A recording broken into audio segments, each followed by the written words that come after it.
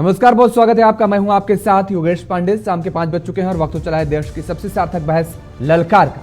ललकार इन दिनों लग रही है 2024 की चुनाव को लेकर के, सियासत को पार करने के लिए और सत्ता पर काबिज होने के लिए।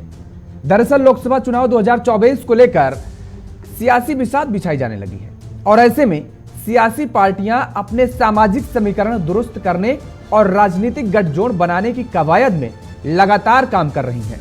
कांग्रेस से लेकर जेडीयू और आम आदमी पार्टी तक अपने अपने स्तर से विपक्षी एकता की मजबूती के लिए राजनीतिक ताना बाना बुन रहे हैं। तो उधर बीएसपी प्रमुख मायावती ने किसी से गठबंधन करने के बजाय एकला चलो की राह पर चलने का बड़ा फैसला आज लिया है।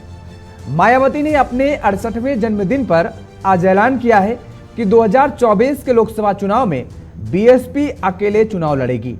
मायावती ने यह साफ कर दिया है कि बीएसपी इंडिया गठबंधन का हिस्सा नहीं होगी। उन्होंने यह बात विपक्षी गठबंधन में बीएसपी के शामिल होने के बीच कही है, जो सियासी हलकों में चर्चाएं चल रही थी। हालांकि मायावती ने अकेले चुनावी मैदान में लड़ने का निर्णय ऐसे समय लिया है जब गठबंधन की सियासत बेहद तेज नजर आ रही है और इस दौरान बीएसपी प्रमुख मायावती ने बीजेपी व कांग्रेस समेत समाजवादी पार्टी पर जमकर हमला भी बोला। मायावती ने कहा कि आजकल की सरकारें नाम बदलकर घोषणाएं करने में लगी हुई हैं, जिनका वास्तविकता से कोई लेना देना नहीं है। बीजेपी कांग्रेस की सोच, सिद्धांत और जातिवादी सोच है। बीजेपी का नाम लिए बगैर निशाना साधते हुए आज मायावती ने केंद्र और राज्य सरकार द्वारा धर्म और संस्कृति की आग में राजनीति की जा रही है, ये भी बड़े आरोप लगाए, जिससे लोकतंत्र कमजोर हो रहा है। मायावती ने और क्या कुछ कहा, जरा सुनिए। उसके बाद करेंगे चर्चा की शुरुआत और समझेंगे कि मायावती की एकला चलो ऐलान के सियासी मायने क्या है। हमारी पार्टी देश में जल्दी ही घोषित होने वाले लोकसभा के ये आम चुनाव यहाँ गरीबों एवं उपेक्षित वर्गों में से विशेषकर दलितों, आदिवासियों, अति पिछड़े वर्गों, मुस्लिम व अन्य धार्मिक अल्पसंख्यक समाज के लोगों के बलबूते पर ही पूरी तैयारी व दमदारी के साथ अकेले ही लड़ेगी और इन्हीं के बलबूते पर ही हमने सन 2007 में यहाँ आबादी के हिसाब से देश के सबसे बड़े प्रदेश उत्तर प्रदेश में अकेले ही चुनाव लड़कर फिर अपनी पार्टी की पूर्ण बहुमत की सरकार भी बनाई थी। इसलिए अपने इस अनुभव को भी खास ध्यान में रखकर हमारी पार्टी लोकसभा के ये आम चुनाव अकेले ही लड़ेगी तथा देश की जातिवादी, पूंजीवादी, संकीर्ण व सांप्रदायिक सोच रखने वाली सभी विरोधी पार्टियों से अपनी दूरी बना के रखेगी। अर्थात हमारी पार्टी यहाँ किसी भी गठबंधन व पार्टी के साथ मिलकर ये चुनाव नहीं लड़ेगी। इसके साथ ही यदि ये चुनाव सन 2007 में यूपी विधानसभा के हुए आम चुनाव की तरह फ्री एंड फेयर होता है। तो आज मायावती को आपने सुना, वो साफ उन्होंने कर दिया है कि दरअसल आने वाले लोकसभा के चुनाव बहुजन समाजवादी पार्टी किसी के साथ गठबंधन में नहीं लड़ेगी, बल्कि अकेले चुनाव लड़ेगी। और क्या कुछ मायने हैं आज हम समझेंगे। हमारे साथ कुछ मेहमान जुड़े हुए हैं, आपका तारुफ करा देते हैं। भारतीय जनता पार्टी के नेता हमारे साथ जुड़े हुए हैं प्रदीप सिंह जी, कांग्रेस का पक्ष रखने के लिए राहुल राजभर हमारे साथ जुड़े हुए हैं, भुवन भास्कर जोशी जी समाजवादी पार्टी के प्रवक्ता हैं, डॉक्टर अजय तिवारी जी राजनीतिक विश्लेषक हैं। आप सभी मेहमानों का बहुत स्वागत है। राहुल राजभर, इंडिया गठबंधन बना और उस पर यह पूरी रणनीति बनाई गई कि एक सीट और एक कैंडिडेट। भारतीय जनता पार्टी, या हम ये कहें कि एनडीए और इंडिया गठबंधन आमने सामने रहे, मुकाबले का हो, टक्कर कायदे कड़े की हो, ये सारी रणनीतियां बनाई गई। लेकिन अब तो जो मामला नजर आ रहा है, कांग्रेस ने कई सियासी चाल चले, मायावती को साथ लाने की कोशिश भी की। उत्तर प्रदेश से तो अजय राय ने साफ तौर पर कह दिया कि बीएसपी को साथ मिलाना होगा यदि बीजेपी को हराना है तो। लेकिन अब इन सारी कयासों और बातों पर पूर्ण विराम आज मायावती ने लगा दिया है। अब तो मामला त्रिकोणीय हो गया। बीएसपी के बाहर अलग चुनाव लड़ने से कैसे अब एनडीए को आप मुकाबला करेंगे?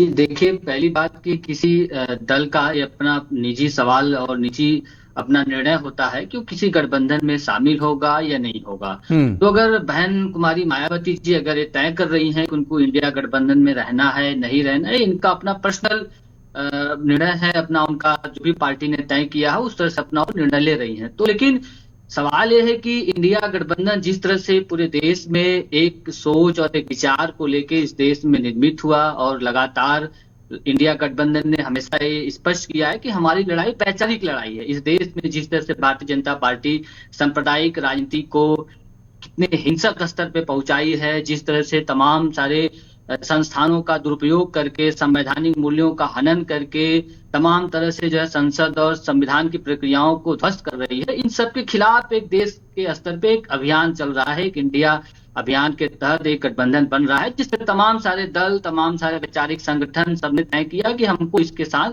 शामिल होना चाहिए और भारतीय जनता पार्टी की राजनीति को जो नफरत वाली है उसको पराजित करना चाहिए। तो हमारा जो लक्ष्य है, हमारी जो विचारधारा है, हमारा जो अपना मंतव्य है, उसको लेकर हम लगातार आगे बढ़ रहे हैं और बढ़ते रहेंगे। सवाल मायावती के आने का नहीं आने का मायावती को तय करना है कि वो इंडिया गठबंधन के साथ रहेंगी नहीं रहेंगी, उनको तय करना है। लेकिन कांग्रेस पार्टी और इंडिया गठबंधन के तमाम सारे घटक दल पूरे दृढ़ता के साथ, पूरे तन्मयता के साथ अपनी वैचारिक लड़ाई को आधार देते हुए लगातार आगे बढ़ रही हैं। और निश्चित तौर पे आप देखिएगा, आज भारतीय जनता पार्टी के साथ तमाम सारी संस्थाएं हैं। निश्चित तौर पे आज इस तरह का माहौल बना है कि बहुत सारे लोग ईडी, सीबीआई और तमाम सारी जांच एजेंसियों से डरे हुए हैं। उसकी वजह से भी बहुत सारे निर्णय ले रहे हैं, नहीं ले रहे हैं। आज भारतीय जनता पार्टी के साथ तमाम ऐसे दल हैं जो केवल इसीलिए हैं क्योंकि उनके खिलाफ जो है किसी समय ईडी और सीबीआई की जांच भेजी जा सकती है। तो देश में पूरा डर और खौफ का माहौल बना हुआ है। इस परिस्थिति में बहुत सारे ऐसे लोग हैं जो चाहते हैं कि नहीं, निश्चित तौर पे इंडिया गठबंधन की सोच वाली दल इस देश में शासन करें, लेकिन परिस्थिति ऐसी है कि वो नहीं भी जा सक रहे हैं। लेकिन हमें एक बात अभी बार बार, जब मायावती जी ने इस तरह का निर्णय लिया तो हमें एक सोचना पड़ा कि अगर काश इस समय कांसी राम साहब रहे होते, माननीय कांसी राम, तो इस समय वो क्या निर्णय ले रहे होते। निश्चित तौर पे इस तानाशाही, बर्बर और हिंसक सांप्रदायिक राजनीति के खिलाफ वो मुकम्मल पूरी ताकत के साथ खड़े हुए होते और जो भी इस लड़ाई में उनके उस विचारधारा के साथ होता है, चाहे इंडिया गठबंधन चाहे कोई भी, उसके साथ वो खड़े होते। तो आज देख रहे हैं क्या स्थिति बनी हुई है पूरे देश में। ठीक है, ये निर्णय तो स्वतः मायावती ही लेंगी। जाहिर तौर पर सभी पार्टियों का जो निर्णय है उनके जो अध्यक्ष हैं वही लेंगे। राहुल राजभर, अब तो वही हो, आपने ये बात कही है प्रदीप सिंह जी, अब तो वही हो गया जो आप चाहते थे। भारतीय जनता पार्टी तो कभी नहीं चाहती थी, मुझे लग रहा है कि बीएसपी इस गठबंधन का हिस्सा बने। पांडे जी नमस्कार, और राहुल जी और जोशी जी और आदरणीय डॉक्टर अजय तिवारी जी को प्रणाम। राहुल जी देखिए, ये कहना थोड़ी सी मैं अतिशयोक्ति मानूंगा कि आप कह रहे हैं ये तो वही हो गया जो आप चाहते थे। देखिए, राजनीति कुछ देशों में दो ध्रुवीय होती है, प्रोटेस्टेंट्स, रिपब्लिकन, लेबर और ये सब पार्टियां पश्चिम में होती हैं। हमारे यहाँ मल्टी पार्टी सिस्टम है। हमारे यहाँ बड़ी पार्टियां हैं, छोटी पार्टियां हैं, स्थानीय पार्टियां हैं, भाषाई पार्टियां हैं, क्षेत्रीय पार्टियां हैं। अब वो देखिए, अभी वर्तमान परिदृश्य में देखा जाए तो हम भारतीय जनता पार्टी के कार्यकर्ता हैं और बाकी पार्टियां एक साथ होकर के इंडी गठबंधन बना रही हैं। अब उस गठबंधन में ये कितने सफल होते हैं, या अब जैसे अगर चर्चा का मुख्य विषय मान लिया जाए बहन मायावती जी का जो है, तो मुझे ऐसा लगता है कि बहन मायावती जी ने, जो कि उनकी एक पहचान थी, जो कि उनकी एक स्थिति थी, उसको उन्होंने पुनः प्राप्त करने का एक ये जो है यज्ञ शुरू किया है कि मैं अकेले चलूंगी और मैं भी देखती हूँ कि मेरी कितनी स्थिति है, क्या है। निश्चित तौर पर उत्तर प्रदेश में वो कई बार मुख्यमंत्री रह चुकी हैं, एक से ज्यादा बार अगर कोई होता है तो उसको ये प्रयास तो मायावती ने 14 में भी किया था, निश्चित तौर पे किया था। तो उनको परेशानी क्या है इस बात से? किसी को कोई परेशानी थोड़ी होनी चाहिए। अगर वो स्वतंत्र है अपने प्रयास करने के लिए, वो एक राष्ट्रीय दल के रूप में है स्थापित, वो सबसे बड़े राज्य 25 करोड़ जनता की वो मुख्यमंत्री रह चुकी हैं। चलिए उनके समय में मान लेते हैं 22 करोड़ रही होगी जनसंख्या उत्तर प्रदेश की, तो उतने बड़े राज्य की वो मुख्यमंत्री रह चुकी हैं। तो निश्चित तौर पर उनका एक अपना विवेक होगा, उनकी एक अपनी टीम होगी जो उनको सही या गलत का राय मशविरा देती होगी और वो निर्णय लेती है उसके आधार पर। अब जहाँ एक बारात वहां कई दूल्हे हों और वहां किसी एक पार्टी ने कहा कि नहीं भाई हम तो इसमें शामिल नहीं होंगे, तो उसमें बुराई क्या है? और इसमें हमारी पार्टी का कहां से चाहना न चाहना आ गया। योगेश जी देखिए, भारतीय जनता पार्टी जो है एक कार्टर बेस्ड पार्टी है, और हम लोग जो है चुनाव या देश की विकास को एक ही तरह से चाहना ना चाहना इसलिए आ गया क्योंकि 14 और अगर 19 के चुनावों में देखें तो बीएसपी और समाजवादी पार्टी जब साथ में आई थी 19 में, तो कितनी सीटें आपका नुकसान कर दी थी। बीजेपी बहुत भली भांति जानती है इस बात को। लेकिन फिर भी 14 में भी हमारी सरकार बनी थी, 19 में भी हमारी सरकार बनी थी, और 24 में भी हमारी जो है सफलता के आधार पर हमारी सरकार बनेगी। देखिए, आना ना साथ आना, एंड रिजल्ट होता है लोकतंत्र के मंदिर में किसकी सीटें ज्यादा है, कौन बहुमत दल का नेता होता है। तो आदरणीय मोदी जी उस बड़े गठबंधन के नेता के रूप में स्थापित होते हैं, तब वो प्रधानमंत्री की शपथ लेते हैं। बाकी देखिए चर्चा का विषय है लोकतंत्र की। इसे हम ये भी कह सकते हैं कि लोकतंत्र की खूबसूरती है, सभी स्वतंत्र है, चाहे वो छोटे हो, बड़े हो, छोटे हो, इस क्षेत्र के हो, उस क्षेत्र के हो, मैदानी हो, पहाड़ी हो। लेकिन क्या यह स्वागत योग्य कदम नहीं है कि हमारे इसी इतने 135 करोड़ के देश में छोटे दल हो, बड़े दल हो, सभी स्वतंत्र हैं, वो अपनी आवाजें मुखर कर रहे हैं। क्या यहाँ तो लोग चाहते हैं कि भाई सभी हमारे साथ आ जाए और हमारे पीछे लग जाए, तो उससे तो अच्छी आदर्श स्थिति ये होगी ना। अगर विश्व को हम मैसेज देना चाहते हैं कि हम सबसे बड़े लोकतंत्र हैं और सबसे इसीलिए हमने इसीलिए प्रदीप जी हमने कहा कि आपके मन मुताबिक हो गया। आप ये कह रहे हैं कि उससे अच्छा बेहतर है, किसी के पीछे चलने से बेहतर है कि हम अकेले चलें, अकेले लीग पर चलें। ये तो एनडीए में भी जो राजनीतिक दल जुड़े हुए हैं छोटे मोटे, वो भी ये सोच सकते हैं कि साहब बीजेपी के पीछे हम क्यों चले, हम अकेले चल सकते हैं। लेकिन आप ऐसा नहीं चाहते ना। बीएसपी अगर कह देगी कि आपके साथ हम आ रहे हैं, तो मुझे लगता नहीं है कि आप मना कर देंगे। क्या 2-4 भले ही सीटें कम दें, 2, 4, 6, 10 सीटें दे दें कि भाई आप 10 सीटों पर आपने जीत हासिल की थी, 10 सीटें ले लीजिए, ठीक है।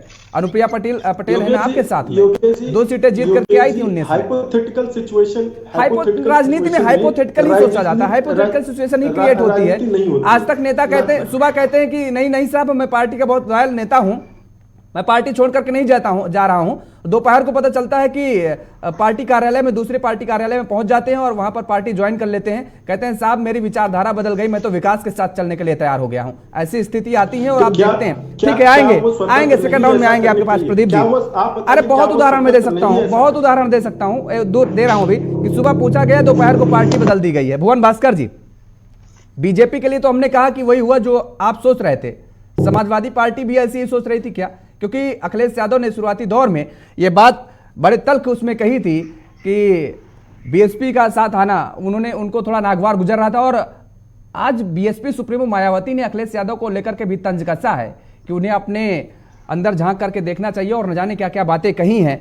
और एक बात प्रदीप जी ने कही कि बारात एक दूल्हा कही। क्या ये शंका अखिलेश यादव जी को थी कि अगर बाय द वे कहीं इंडिया गठबंधन बेहतर परफॉर्मेंस करती है तो कहीं प्रधानमंत्री नाम के लिए ऐलान ना हो जाए बीएसपी सुप्रीमो का? देखिए योगेश जी, आदरणीय बहन जी का, हमारे नेता माननीय अखिलेश यादव जी और हम सब समाजवादी पार्टी के कार्यकर्ता उनका सम्मान करने का काम करते हैं, क्योंकि वो उत्तर प्रदेश के एक बहुत वरिष्ठ नेता हैं।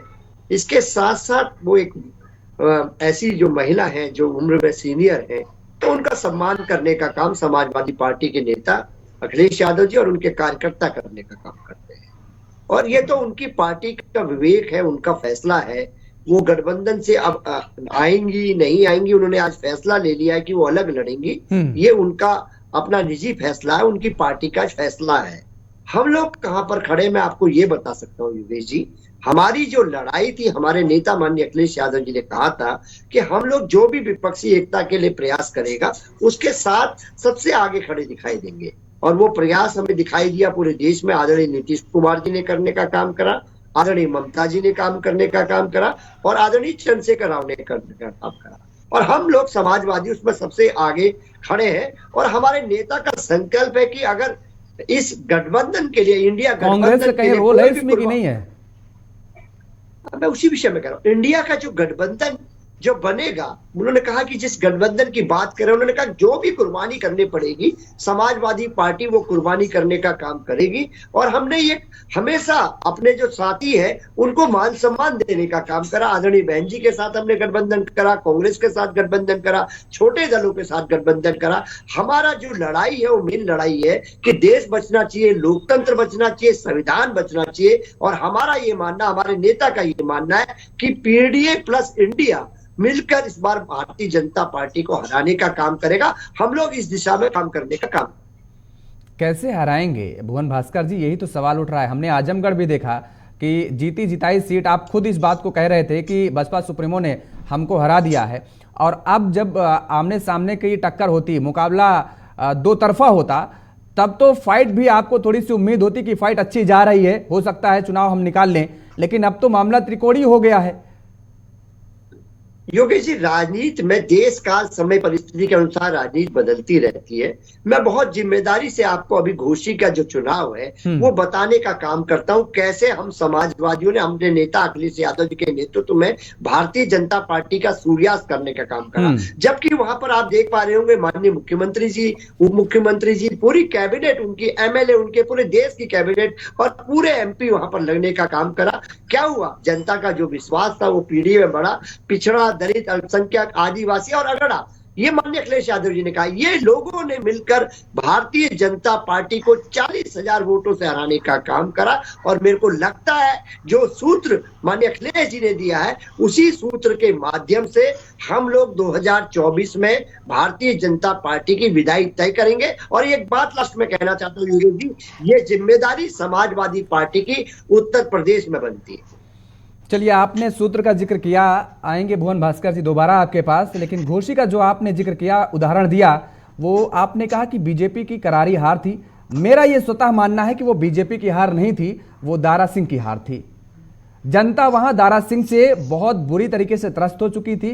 कभी बीजेपी, फिर समाजवादी पार्टी, फिर बीजेपी, वो जनता समझ चुकी थी सत्ता लोभी व्यक्ति हैं, और इसलिए इस व्यक्ति को सत्ता पर, यानी कुर्सी पर, विधायकी, क्योंकि सत्ता तो बीजेपी की थी, कुर्सी पर नहीं बिठाना है, मुझे जितना मेरा आकलन है ये मैं कह रहा हूं। डॉक्टर अजय तिवारी जी, अब आपसे समझना चाहेंगे, क्योंकि आपने सभी मेहमानों को सुना बड़े धैर्य पूर्वक, और बीएसपी के एकला चलो राह के मायने क्या हैं?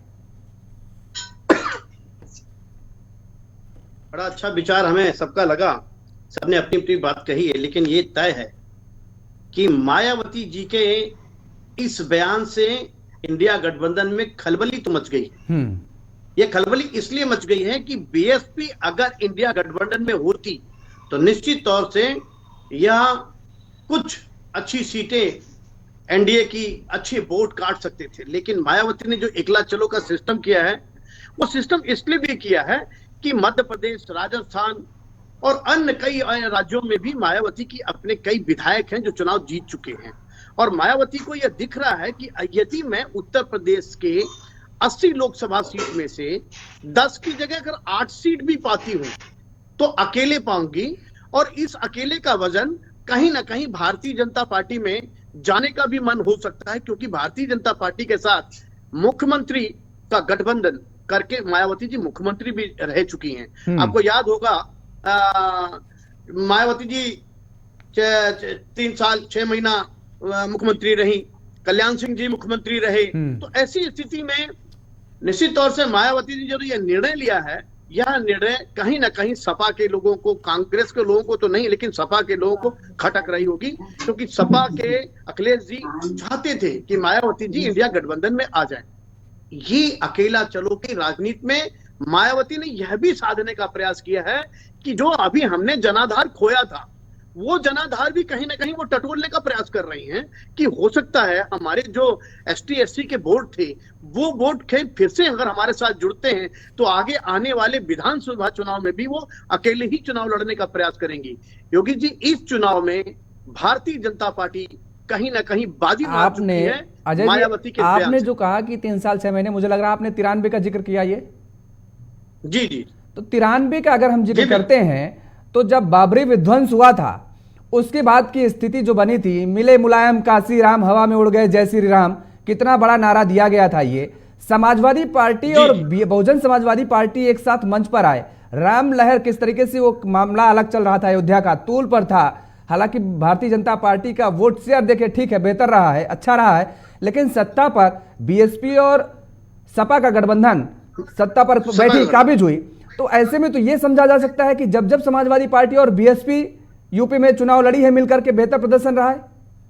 बिल्कुल बेहतर प्रदर्शन रहा है। और इसी बात को वो अखिलेश जी कह भी रहे थे, लेकिन मायावती जी को वो दर्द भूला नहीं जाता है। हमेशा वो इस बात को कहती हैं कि अगर सर की लखनऊ गेस्ट हाउस पर जो कांड हुआ, जो लखनऊ में हमारे साथ अत्याचार हुआ, वो हमारे सपा के लोगों ने ही किया। वो बार बार इस चीज को दोहराती भी हैं और इसीलिए सपा के साथ वो जाना नहीं चाहते हैं। लेकिन राजनीति में कभी कभी ऐसा होता है कि जो राजनीति है अपने फायदे के लिए एक दूसरे के साथ जुड़ाव कर लेती है। मायावती का ये फैसला मायावती के किसी अच्छे एडवाइजर ने ही दिया होगा। बड़ा अच्छा ये फैसला मायावती का रहा है, जिससे भारतीय जनता पार्टी तो आज खुशी है, क्योंकि बहुत से वोट को वो काट देंगी। और बीजेपी का जनाधार जिस तरह से लोकप्रियता आज बढ़ रही है और जिस तरह से वो बीजेपी अपने 400 पार के नारे को लगा रही है, वो ऐसा लगता है कि 400 पार के नारे को ये मजबूती मिलेगी मायावती के अकेला चुनाव लड़ने से। मायावती जी अपने जनाधार को भी टोने का प्रयास कर रही हैं, चाहे वो किसी राज्य का हो, मध्य प्रदेश, राजस्थान या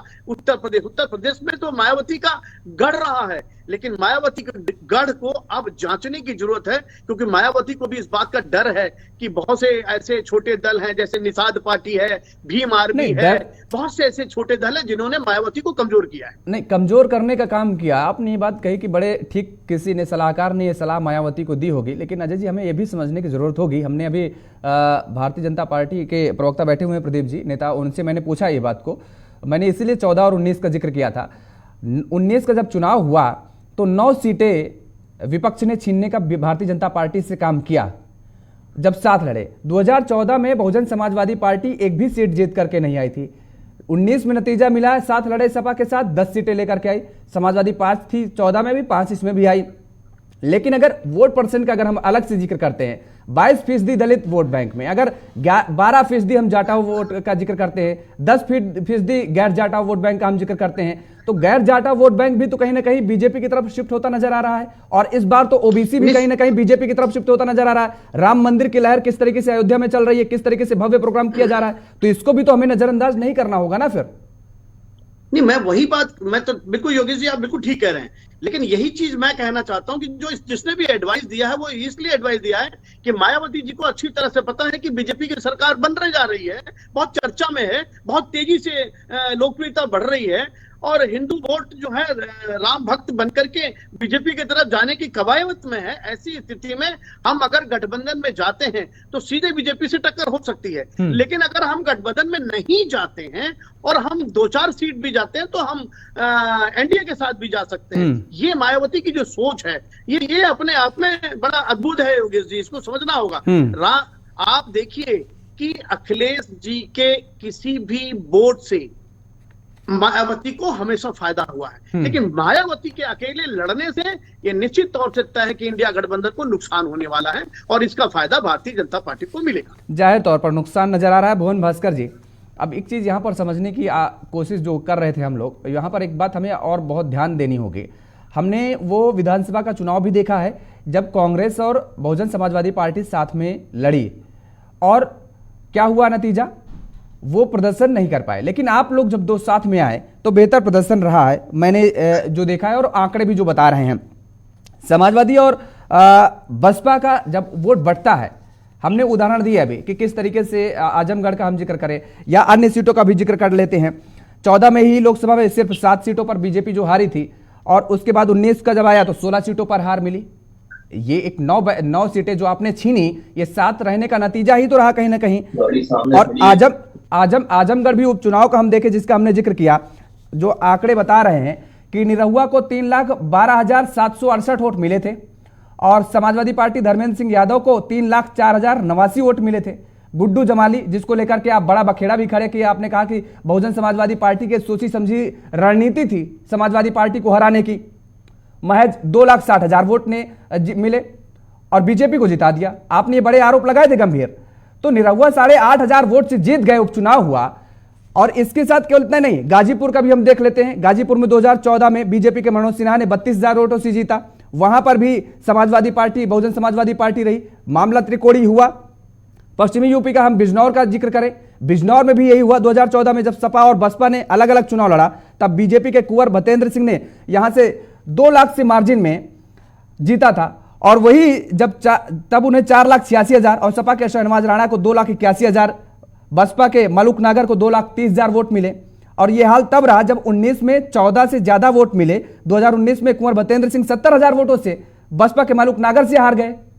आप देखिए ना, ये सारे आंकड़े बता रहे हैं। संभल की सीट का भी उदाहरण हम दे देते हैं, वहां पर भी यही प्रदर्शन देखने को मिला है। तो जब जब आप और बीएसपी एक साथ आए हैं, भारतीय जनता पार्टी की मुश्किल बढ़ी है। अब इस बार जो बीएसपी का यह फैसला है, आपको ये लगता नहीं है कि वास्तव में यह बड़ा गलत फैसला हुआ है? क्योंकि अखिलेश यादव भी लगातार इसके विरोध में थे, वो नहीं चाहते थे कि बीएसपी शामिल हो इस गठबंधन में। और योगेश जी, मैं आपको बहुत जिम्मेदारी से बताना चाहता हूं कि जो 2014 का जो चुनाव हुआ था, उसमें बहुजन समाज पार्टी का रिक्त स्थान आया था, 0 सीट थी। फिर समाजवादियों ने मदद करने का काम करा उसी पार्टी को, और उनकी संख्या बल 10 हो गई। इतने सभी बुद्धिमान जितने हमारे पैनलिस्ट है और आपने सबने बताने का काम करा। एक उदाहरण ही पूरी बात को बताने के लिए काफी है। हाँ, निश्चित तौर पे हम लोग चाहते थे कि गठबंधन मजबूत बने और देश बचे, संविधान बचे, लोकतंत्र बचे और सभी विपक्षी दल एक साथ आए। इसका भगीरथी प्रयास हमारे नेता माननीय अखिलेश यादव जी ने किया है। लेकिन दूसरी पार्टी का राजनीतिक एजेंडा क्या है, उसको कैसे चलना है, ये तो उसने तय करना है। लेकिन हम जो जनता की अदालत के बीच में जा रहे हैं, 2024 का जो चुनाव आ गया है, हम लोग केवल इनका जो 10 साल का जो रिपोर्ट कार्ड है, 10 साल जो पहले जो इन्होंने वादे करे थे, उन वादों का आंसर इन जनता से मांगने का काम हम लोग करने का काम कर रहे हैं। चाहे वो 2 करोड़ नौकरी का था, चाहे वो आप देखिए किसानों की आय का दुगने का था। बहुत सारी इन्होंने जो बातें करी थी और स्वयं कहने का काम करा। चुनावी जुमला है। अब देश को तय करना है कि चुनावी जुमला वाले लोगों को वोट देना है या ऐसे लोगों को वोट देना है जो जनता की लड़ाई, महंगाई की लड़ाई को, युवाओं के रोजगार की लड़ाई को, महिलाओं की सुरक्षा की लड़ाई को, देश की संसद की सुरक्षा की लड़ाई को, और निश्चित तौर पे ये बड़े जो मामले हैं ये देश देख रहा है और निश्चित तौर पे जवाब देने की बारी केवल भारतीय जनता पार्टी की। ठीक है, आप ये मुद्दे लेकर के लगातार जाते हैं। मुझे लगता है कि पिछले चुनाव भी जो हुए या अन्य राज्यों का हम चुनाव देखें, वहां पर भी लगातार आप यही मुद्दे उठाते रहे। बेरोजगारी, महंगाई भी नो डाउट आज उसकी भी एक रिपोर्ट आई है, उसमें भी आज बड़ा खेल देखने को मिला है। उस पर खैर फिर कभी चर्चा करेंगे। राहुल राजभर जी, वही सवाल आपसे है कि अगर बीएसपी, समाजवादी पार्टी और कांग्रेस एक साथ मंच पर आती तो लगभग ये वोट शेयर जो है वो 44% एक साथ आता, और बीजेपी का जो 49% वोट बैंक है उसके आसपास आप लोग पहुंच जाते हैं। लेकिन अब जब बहुजन समाजवादी पार्टी अलग चुनाव लड़ रही है, समाजवादी पार्टी और कांग्रेस साथ आ रही है, 26% वोट बैंक एक साथ आ रहा है, वो भी अगर लामबंद हो पाया तब, तो ऐसे में ये नहीं लगता कि 49% और 26% एक बड़ा मार्जिन, बड़ा गैप आ रहा है? कैसे इसकी भरपाई आप कर पाएंगे? योगेश जी, देखिए, दलित समाज आज देश में सबसे ज्यादा राजनीतिक तौर पे सचेत समाज है। वो बाबा साहब भीमराव अंबेडकर के मूल्यों पे चलने वाला समाज है। वो बहुत ही लोकतांत्रिक है। वो समझता है कि कौन दल उनकी विचार, उनकी संकल्पना, संविधान और संसद के मूल्यों को लेके आगे बढ़ने वाला है। आप निश्चित तौर पे देखिएगा इस चुनाव में बहुत चौंकाने वाला परिणाम होगा। जो भी दल, जो भी पार्टी, जो भी विचारधारा, दलित जो अधिकार है, दलित जो मूल्य है, जो संविधान, जो बाबा साहब ने जो रास्ता दिखाया था, जो माननीय कांति राम साहब ने जो एक रास्ता दिखाया था लोकतंत्र का, सांप्रदायिकता के खिलाफ लड़ने का और वंचितों, गरीबों के साथ खड़े होने का, जो भी उनके साथ खड़ा होगा, जो भी उन मूल्यों के साथ लड़ेगा, उसके साथ दलित समाज जाएगा। और जो भी दल, जो भी पार्टी, जो भी व्यक्ति इन मूल्यों से इतर जाके राजनीति करेगा, पूरा दलित समाज उनको नकारेगा। और आज पूरा देश देख रहा है कि किस तरह से इंडिया गठबंधन, पूरा राहुल गांधी जी और तमाम सारे इसके घटक दल, आप देखेंगे चाहे जो भी दल हो, लगातार इन मूल्यों के प्रति समर्पित होकर लड़ रहा है। और आज देख रहे हैं किस तरह से कल राहुल गांधी जी ने मणिपुर से यात्रा निकाली है और पूरा मुंबई तक जाएगी। और इस यात्रा का साफ साफ ये संदेश है कि हम उन तमाम सारे, और अधिक वो यात्रा है न्याय का यात्रा। न्याय वही न्याय जिसकी बात बाबा साहब भीमराव अंबेडकर साहब करते हैं, वही न्याय और अधिकार की लड़ाई जिसको लड़ते हुए माननीय कांति राम साहब ने बसपा की स्थापना की, उसका आज नेतृत्व इंडिया गठबंधन दल कर रहा है। न्याय की बात आप कर रहे हैं, न्याय की बात आप कर रहे हैं राहुल जी, न्याय की बात आप कर रहे हैं, के साथ खड़ा इसी न्याय को लेकर के बीजेपी कह रही है कि पहले दरअसल आप आप अपने अंदर के जो कार्यकर्ता हैं, आपकी पार्टी में जो नेता हैं, सुनिए जरा, सवाल ले लीजिए। बीजेपी यही कह रही है कि जो आपके नेता हैं उनको तो पहले न्याय दिला दीजिए। दूसरी बात, आप कह रहे हैं कि मूल्यों की लड़ाई आप लड़ेंगे। किन मूल्यों की लड़ाई लड़ेंगे? जरा उन मूल्यों को आप दर्शकों के सामने बता दीजिए, क्योंकि अगर अभी हमने उसी बात का जिक्र किया कि बीजेपी के साथ दलित भी वोट बैंक जाता नजर आ रहा है, ओबीसी वोट बैंक भी जाता नजर आ रहा है। आप किन मूल्यों की बात कर रहे हैं? हमने उसको 2014 और 2019 में भी देखा ना, इसका नतीजा। योगेश जी, भारतीय जनता पार्टी के मूल्य को दलित समाज, आदिवासी समाज, पिछड़ा समाज बिल्कुल समझ रहा है। वो देख रहा है कि मध्य प्रदेश में एक आदिवासी के सर पे चढ़ के पेशाब किया जाता है। वो देख रहा है कि आज किस तरह से उत्तर प्रदेश में तमाम सारे दलितों के साथ तमाम तरह का दुर्व्यवहार किया जा रहा है। आज दलित महिलाओं के साथ उत्तर प्रदेश तो अगर ये अत्याचार हो रहा है, आपने मध्य प्रदेश का उदाहरण दे दिया, मध्य प्रदेश का उदाहरण दे दिया। आप देखिए, सरकार सुनिए, सरकार बीजेपी की सरकार थी, सरकार ने कहा कि हमने कार्रवाई की, अपराधी पर कार्रवाई की, जो भी दोषी था उसको बख्शा नहीं गया, और उसको जिसके ऊपर ये अपराध हुआ उसको मुख्यमंत्री ने अपने घर पर बुला करके किस तरीके से उसके प्रति सांत्वना व्यक्त की, वो भी हमने देखा।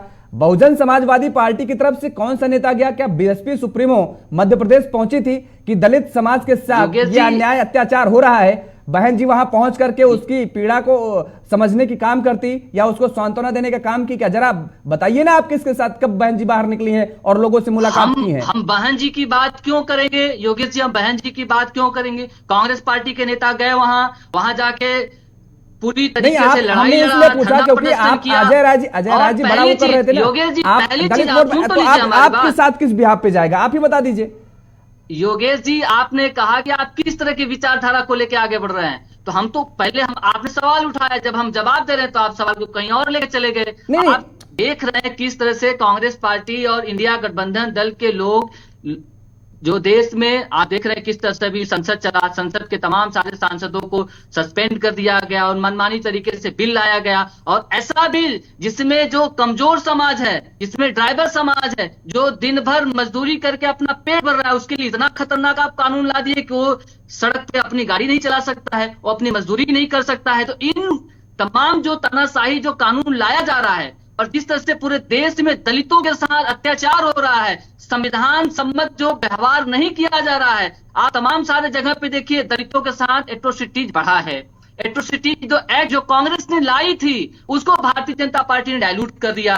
तो इन सब को दलित समाज देख रहा है कि किस तरह से भारतीय जनता पार्टी में दलितों का अपमान किया जा रहा है, आदिवासियों को अपमान किया जा रहा है, राम मंदिर बन रहा है, तमाम सारे दलित और आदिवासी सवाल पूछ रहे हैं कि आप महामहिम राष्ट्रपति को निमंत्रण क्यों नहीं देते हैं?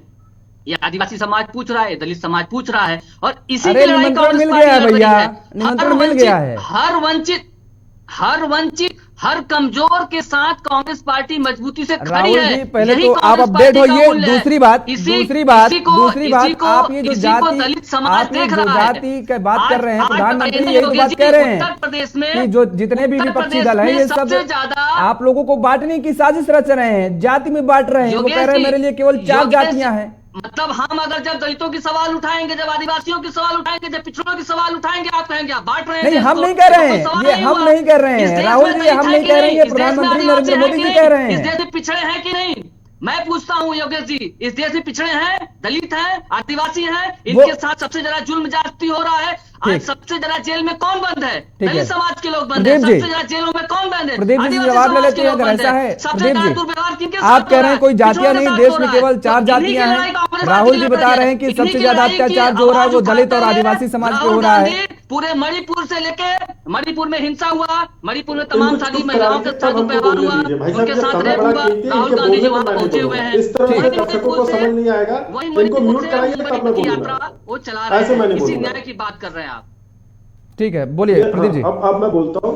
देखिए एक्चुअल में क्या है कि कांग्रेस और ये राहुल राजभर जी की गलती नहीं है, उस गठबंधन की ही गलती है। इनके पास कोई ऐसे मुद्दे हैं नहीं जिसपे ये ठीक से काम कर सके और उसको लेकर के आगे बढ़े, जनता को कन्विंस करें। अरे साहब आप बोल रहे थे मैं शांत था, राहुल जी इस तरह से योगेश जी इस तरह से नहीं होगी, इस तरह से मैं नहीं बोलूंगा। इस तरह से चर्चा नहीं होती। आप बोल रहे थे मैं शांति से सुन रहा था, अब आप शांत रहिए, आपके भ्रमक विचार इस देश की जनता को अब भाने वाले नहीं है। अब नहीं कोई पसंद कर रहा है आपके विचारों को। कांग्रेस ने बीते 55 वर्षों में जो किया है उसका खामियाजा वो भुगत रहे हैं। देश हर व्यक्ति विकास चाहता है, हर व्यक्ति विकास चाहता है। आपके इस भ्रामक संदेश से देश की जनता तंग आ चुकी है और उसका रिजल्ट है और उसका उत्तर है कि जो विधानसभा चुनाव हुए अभी आपको घबराहट होती है मायावती जी आप लोगों से अलग हो गई। असल में घबराहट तो यह है कि जनाधार खिसक चुका है, तो उस पे जो है भ्रम की स्थिति फैलाना आप लोगों की पुरानी आदत है। कांग्रेस हमेशा से भ्रम फैलाती रही है। अरे जाइए जनता के समक्ष में हमसे अच्छा करके बताइए, हमसे बढ़िया करके बताइए तो जनता कन्विंस होगी। आपको हमारे साथ तो चलना नहीं है, छोड़िए विपक्ष की तरह से मत चलिए, लेकिन कुछ ऐसा तो करिए कि देश की जनता को लगे कि आप वर्तमान सरकार से अच्छा करेंगे। हालांकि वो कभी होगा नहीं, मुझे पता है। कांग्रेस तो उसके नेतृत्व में कुवत नहीं है कि वो भारतीय जनता पार्टी के सर्वोपरि नेता आदरणीय मोदी जी के समक्ष भी खड़ी हो सके, लेकिन आपसे एक विनती है कि जनता को अपने अच्छे कामों, अपने अच्छे विचारों से कन्विंस करिए, भ्रम फैला करके नहीं। ये जो सारी बातें आप फैलाने की कोशिश करते हैं, विधानसभा चुनाव से पहले भी बहुत बड़े बड़े खेल हुए थे, लेकिन उसका उत्तर क्या हुआ? कांग्रेस पार्टी सिफर पे आ गई। आज अगर उज्ज्वला योजना से किसी गरीब को, अगर हर घर जल योजना से किसी गरीब के घर में पानी पहुंच रहा है तो आप लोगों को वो नहीं दिखेगा, कोई बात ना दिखे, लेकिन जो जनता जनार्दन है जिसको लाभ मिल रहा है उसको ये दिख रहा है और उसी अनुसार वो मत बना करके अपने मतों को डालते हैं, अपना मन बना करके मतों को डालते हैं। वो जमाना लद गया कि आप भ्रम फैलाएं, तुष्टिकरण की राजनीति करें और आपको सफलता मिलती रहे। अब वो युग नहीं रहा। अब सारी बातें एकदम ट्रांसपेरेंट है, क्लियर, तुरंत मिलती हैं, तुरंत पहुंचती हैं। तो कितना भी विक्टिम कार्ड खेल लीजिए, कितनी भी भ्रामक स्थिति पैदा कर लीजिए, कितना भी लोगों को बरगला लीजिए, और चाहे राहुल जी कितनी भी लंबी यात्रा कर लें, वो तो अच्छी बात है। कम से कम राहुल जी एक बार देश को देखेंगे, समझेंगे। हम तो खुश हैं कि राहुल जी थोड़ा सा देश को देखेंगे, घूमेंगे, कम से कम नीचे उतरेंगे, ये तो अच्छी बात है। लेकिन ये भ्रम फैला करके इंडी गठबंधन का चलिए आपने भ्रम फैलाने का कहा, डॉक्टर अजय जी कि कौन भ्रम फैला रहा है, कौन विक्टिम कार्ड खेल रहा है और किसको फायदा होने वाला है इससे? देखिए योगेश जी, ये बिल्कुल तय है कि 2014 के एक चुनाव का उदाहरण देता हूं आपको। योगी आदित्यनाथ का गढ़ उत्तर प्रदेश गोरखपुर, उत्तर प्रदेश गोरखपुर में 2014 में सपा की सीट से लड़ने वाले परवीन निषाद को जब बसपा के लोग और वहां जब कोई प्रत्याशी खड़ा नहीं हुआ तो बीजेपी को हारना पड़ा और सपा जीत गई थी। आपको याद होगा वो परवीन निषाद, वो चुनाव काफी चर्चा रहा। बिल्कुल।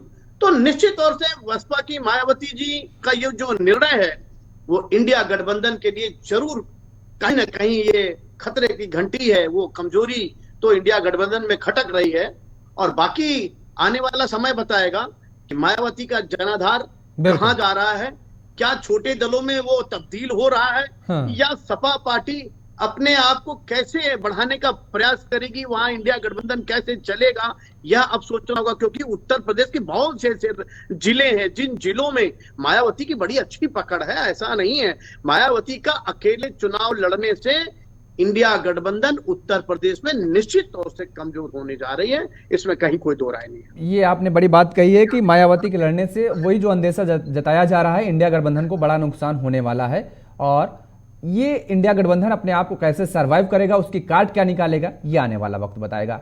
समय का अभाव, इसलिए चर्चा को हमें यहीं पे विराम देना पड़ रहा है। आप सभी मेहमानों का हमारे साथ जुड़ने के लिए और समय देने के लिए बहुत बहुत शुक्रिया, बहुत धन्यवाद।